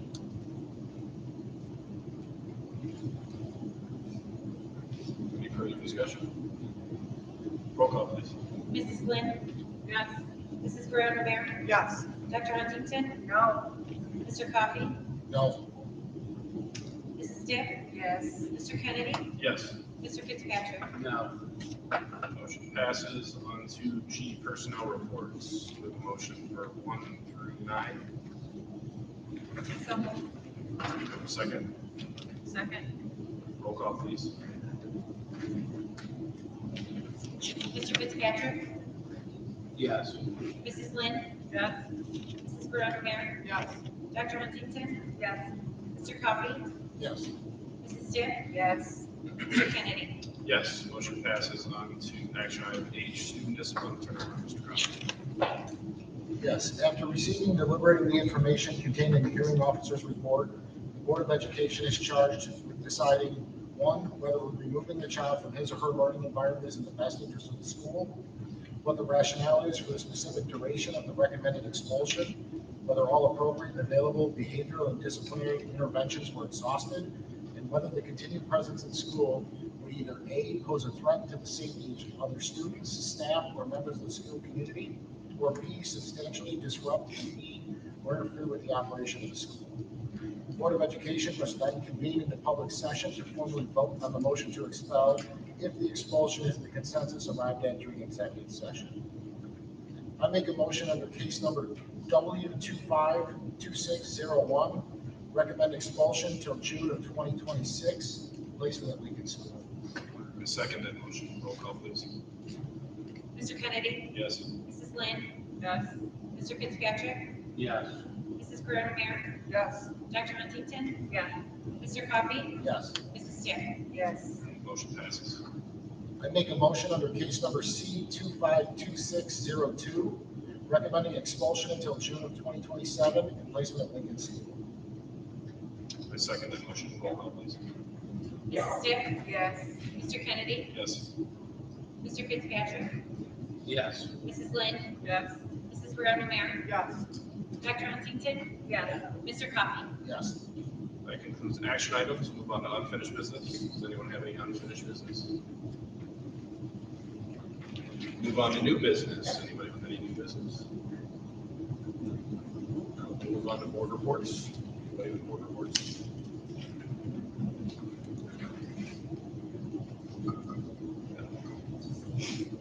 I do want to say something. I've been on the school board for 6 years, and I am an advocate for our entire school unit. I take pride in being on this board. While we are not perfect, no school district is. I haven't seen one yet. I am a former educator. But what I have seen is growth in this district, positive growth.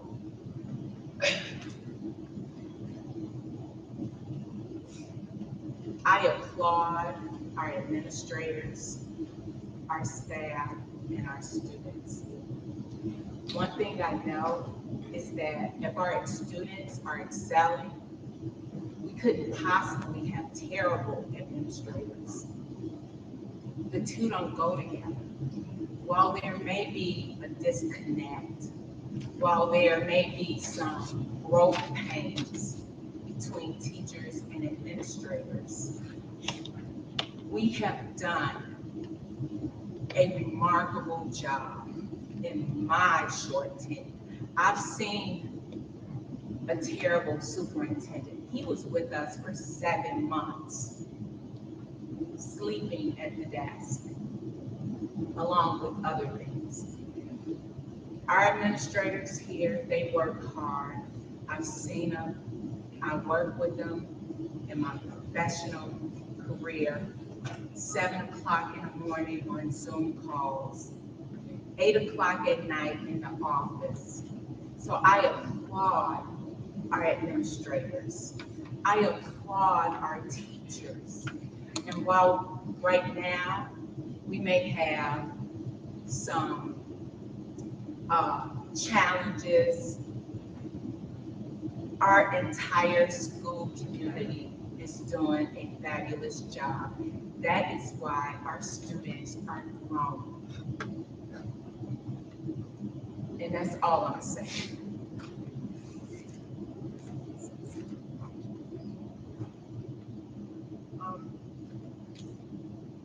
I just want to remind some folks about a few things.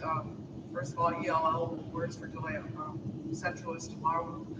Last this past week was amazing at West. Take Back the Night, which honors the women and children that have been murdered via domestic violence. That is Thursday. Principal for the Day is Friday, and I'm mentioning that because that's filled with many, many Joliet Township High School graduates, and I'm excited to participate in that again. The council is now turning 15 years old. That's another JTHS graduate run program, all volunteers. It's at Aceto on Friday, which is at Casa Collins. Another JTHS graduate-led program, Dia de los Muertos, which is ran by Letta, all Joliet Township High School graduates, will be at Jacob Henry Mansion on November 7th. I want to say thank you to Warehouse Workers for Justice, again, led by JTHS graduates, Spanish Community Center. Over half the staff is JTHS graduates, and then South Suburban Immigration Project, because they are right now folks that are keeping many of our students safe. And with that, I want to remind people that we keep us safe. And thank you to our administrators, especially Chad Callahan and Ms. Lopez, for reminding our students this past week that they matter, that we want them at school, that we care about them with all of our hearts, just like our parapros and our teachers and our secretaries and our security. And it takes all of us to keep our students safe. So thank you to everyone that's working on that together. Thank you. I have one more thing. Our superintendent just received the Athena Award from the Joliet Chamber, and I think that's an indication of a wonderful job that's being done here as well. Other things too, we had West and Central's homecomings, the parades. I was able to, fortunate enough to attend both of those, see a bunch of our community out. It was really fun to be a part of that. And I was also at the Community Connections Expo down at Central. Big thanks for everybody who was involved in that. It was phenomenally run program. A lot of community partners getting in, letting our kids know things that they can get connected with. I know we heard a lot of stuff about CTE. I know the trades were there, so it's really good that we're pushing kids into that, because there seemed like a time where that was kind of a fallback instead of a, hey, that's okay to go into that. It's a good thing to get into. It's a good career to have. So I'm glad to see that we're a district that pushes that, because every kid's going to do something different, but all the jobs need to be filled for us to have a successful community. So thank you guys for that. It was really good. I attended a couple of our football games, and I went to, it was a away game at Lakefield Central, and the visiting stands were just as filled as the home stands, so that was kind of cool to see how many people are out there supporting our team. So thank you for everyone that showed up, and enjoyed this beautiful weather we've had this last month. It was great to sit at the football games, and I was only able to attend the Joliet West parade, but I just love the fact that we put that on and put it on for the community. And it's so fun to see all the kids out there, and our future students that are going to come here and to see the community support throughout that. I just want to say that I do know several staff members over the years that either retired early or left to go to other districts. So in saying that, I think we should challenge the people in charge as to why that is happening. We have been losing a lot of staff members.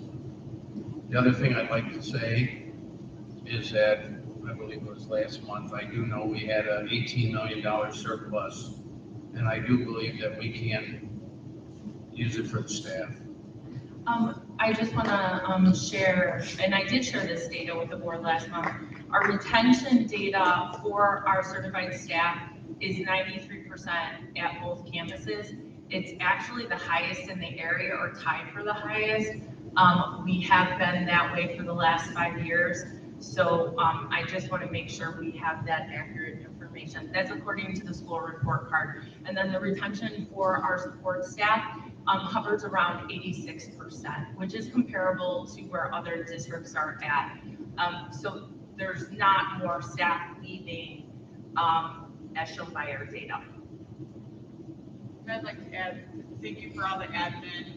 Yes, every school has areas to improve upon, but we wouldn't have that retention rate without our teachers feeling supported by the admin.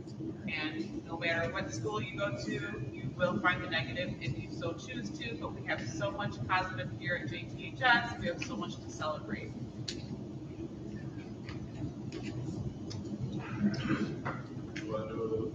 Announcements and public comment. We do have public comment. Okay. So public comment, we will give 3 minutes for public comment. I'm going to steal a line from my dear friend, Mr. Frank Edmond. It is a meeting in the public, not with the public, so it's not a chance for us to engage in dialogue with you.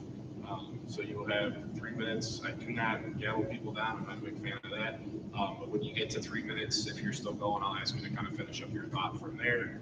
Then we'll move on to the next person. So that is Rico. Would you announce the first names? Yolanda Alexander.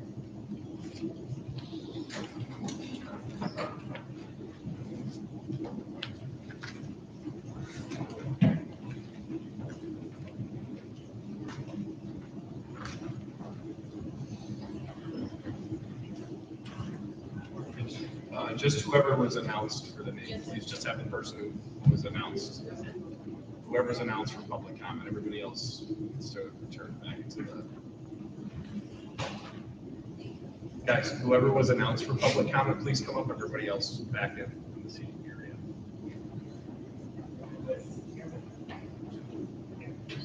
Thank you. Yeah, this one stands. Yeah, you can stand. Good evening. My name is Yolanda Alexander, and I'm a driver in the transportation department for the district. I serve as the union president of Accident Local 197, which represents drivers, dispatchers, and bus aides in the transportation department. I am here tonight among my colleagues to express our deep concern regarding the recent decision to outsource several of our transportation routes. This decision was made without adequate notice, meaningful collaboration with the union, transferring work away from dedicated career-minded district drivers and aides to private contractors who are already compensated at higher rates not only undermine our workforce, but also sends a discouraging message to those who have committed themselves to serving this district for some of over 30 years. When employees feel devalued, displaced, they leave. They don't stay. We are concerned that this action will worsen, not resolve the driver shortage. If this plan moves forward, we believe the district risks increasing the very shortage it aims to address. This will also add stress to our students, who have in many cases developed a relationship and trust and respect with these assigned drivers and aides that stand behind them.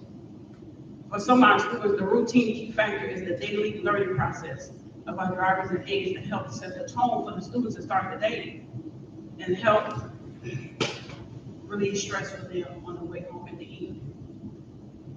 Our drivers and aides are invested in education of our students and their well-being. We respectfully urge the board to reconsider. We are ready, we are willing to engage in meaningful discussions to find a solution that supports our members, maintain service quality, and above all, prioritize the well-being of our students. Thank you.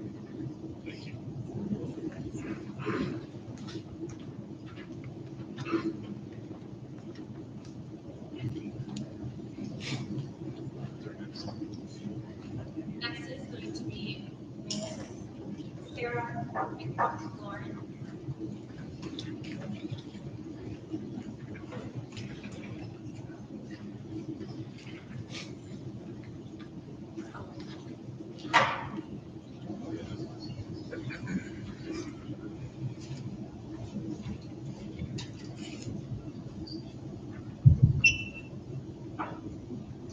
Good evening.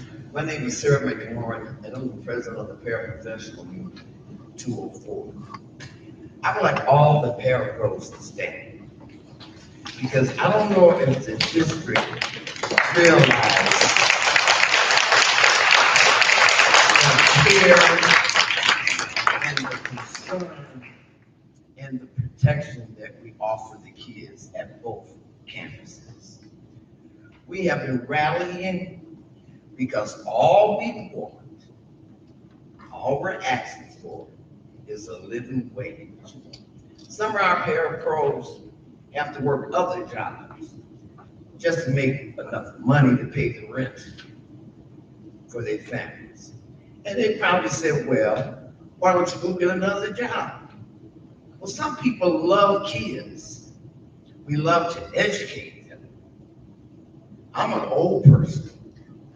I retired and came back and fell in love with working with kids.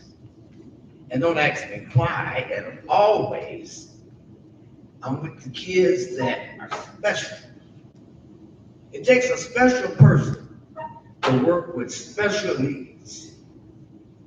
I don't know if any of the board members, or any of y'all ever did it, but it takes a special person.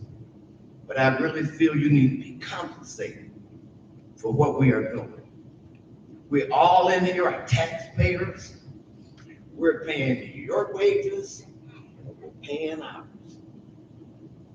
And we're paying them taxes to the school district so that we all can help educate our kids and give them what they need to succeed. Thank you. Thank you.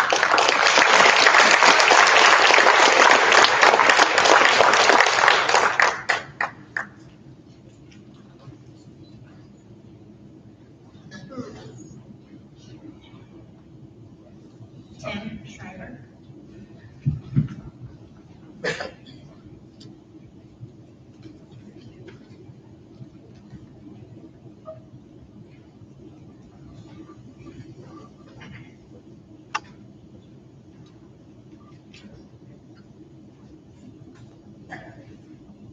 Good evening, folks. My name is Tim Schreiber. I'm a security guard here at Joliet West High School. This is my third school year with the district. I want to thank the community, the union, and the board for letting me speak here this evening. And I just want to touch on why it's so important we get a fair, competitive wage. Some of the things we do, and I'm going to mention 3 of them. You don't want anybody who's not engaged, who's not competent, and who's not caring to do the job. In my opinion, the number one thing, most important thing we do is we secure the outside doors. And we do that by using our cameras and by going through our beats, if you will. We check those doors by hand every time we go by. Because I know you've all heard on the news and you've seen the reports what can happen when somebody comes through an unlocked or unsecured door. We won't have that in this school. We won't have that at Joliet Central. Okay. Sorry about that. That's your remote. But we won't have that in these schools. Second thing I think we do that's most important is we break up these altercations. And it's important that we get there as soon as we possibly can. Problem is, it's hard to get people to do this job at this wage, okay? So instead of having a security guard every 200 or 300 feet, we might be going 1,200 feet to get there. And you try to get there through a crowded hallway, the kids got their cameras up, it's not gonna happen. You're not getting there quickly, and these kids are gonna get injured. And so are the security guards and any teachers who might jump in to try to break it up as well. So we need a fair, competitive wage for that. Mental health issues, as we all know, the students in these schools, some of them have some mental health issues. And again, when we're walking our areas, we might see kids sitting on the floor, and we ask them, well, my teacher let me sit out here. And you can ask a couple questions, and you know that's completely legit. On the other hand, we'll come across a couple students or a student, and you can ask her after a couple questions, you can see this kid needs some help. I need to get a social worker, a counselor, a dean, whoever this student will talk to. He's not going to talk to me. You back up, and you call somebody he will or she will talk to.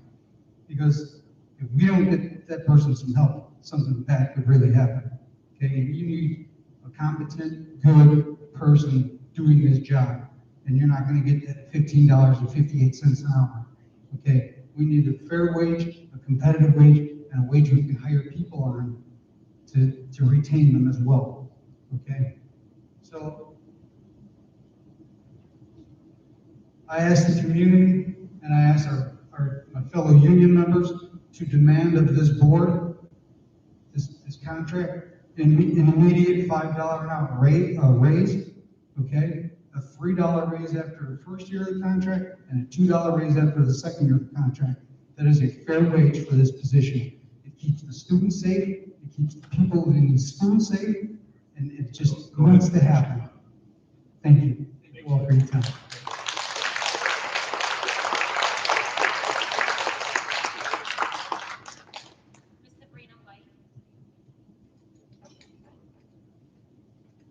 Just leave it, it's okay. Appreciate it. Yeah.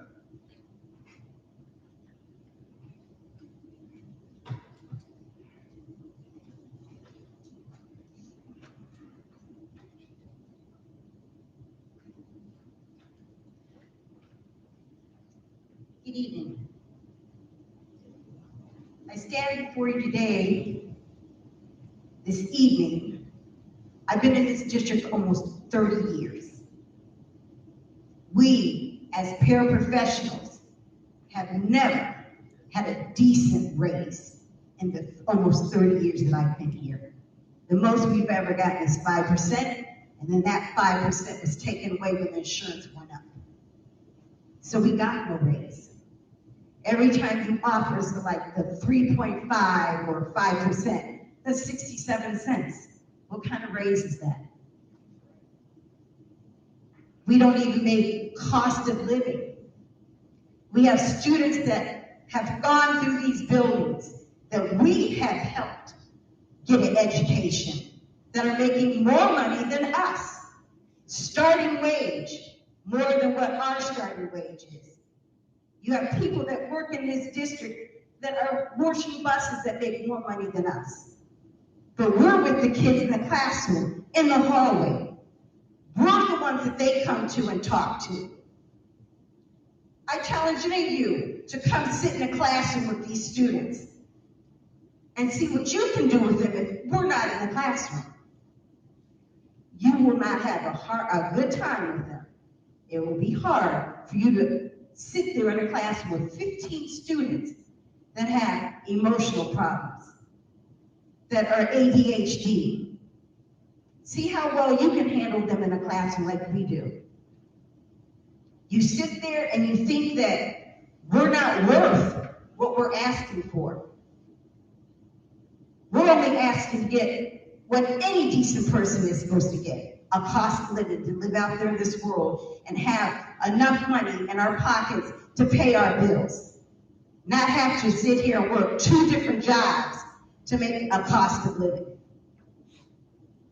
These students go out of this building every year and graduate. They're going out there and they're making $20 an hour, their starting wage. How is that? We help them. We sit in the classroom with them every day. We teach them how to add, count, read. Without us, our special ed students would not make it out there. We help them understand what is needed to be out there in the real world.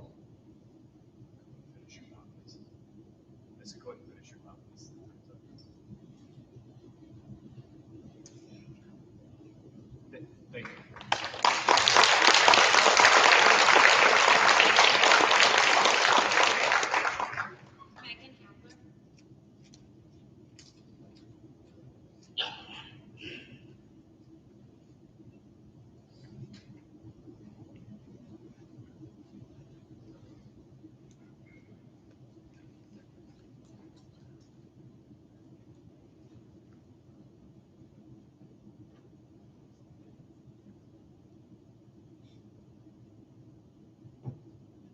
Good evening, everyone.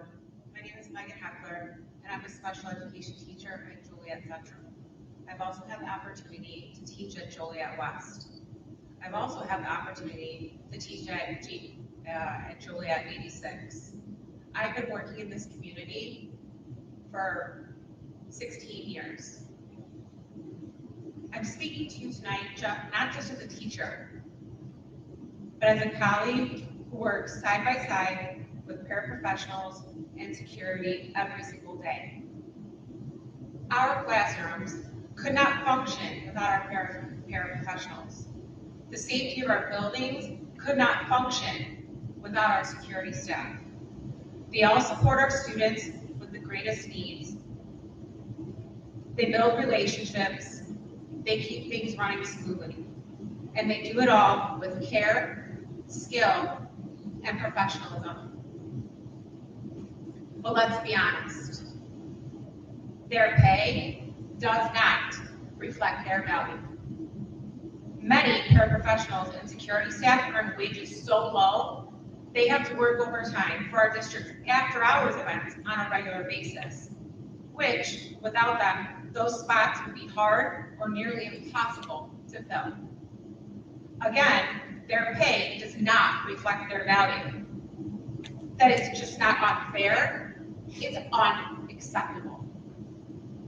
We cannot talk about equity or student success without talking about the people who help make that success possible.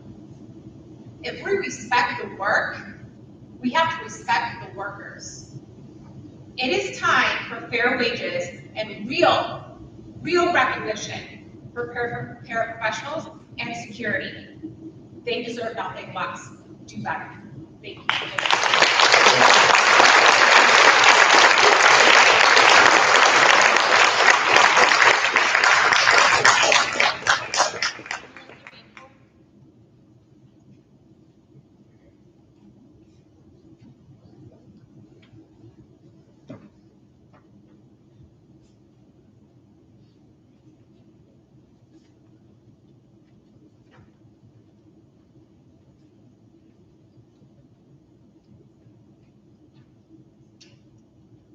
Hello. I am the mother of a senior in the AVIC, senior in the AVIC program at Joliet Central, which we have found to be amazing. My son is intellectually disabled and has autism. He is verbal, but his communication skills are very limited. I am here today to support the Bureau of Pros and Security at JTHS. I send him to school daily to learn academic and life skills. And while his teachers are amazing, they cannot fully meet the needs of all of their students on their own.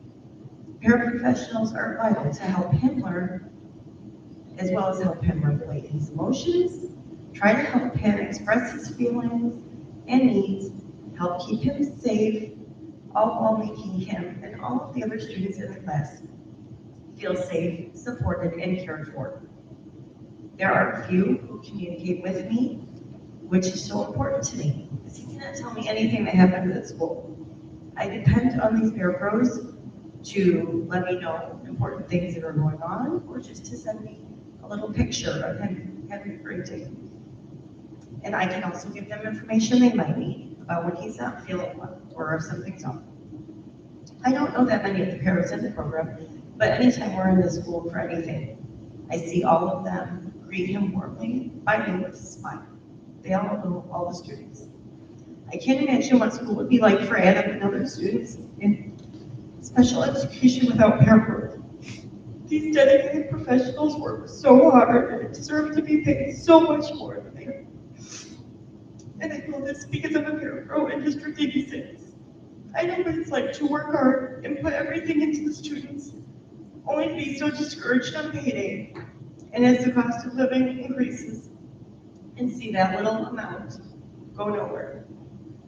I shouldn't have to say this, but as a parent, of course, the safety is a big concern as well. And I do support the security being paid as well. I want to know that he is safe and happy at school. And even though he's a senior, other kids deserve that in the future. Thank you.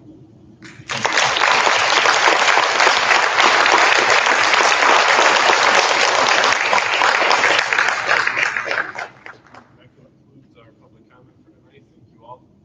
With that, I'll entertain a motion to adjourn. So moved. Second. All right. Without objection, hearing no objection, meeting's adjourned.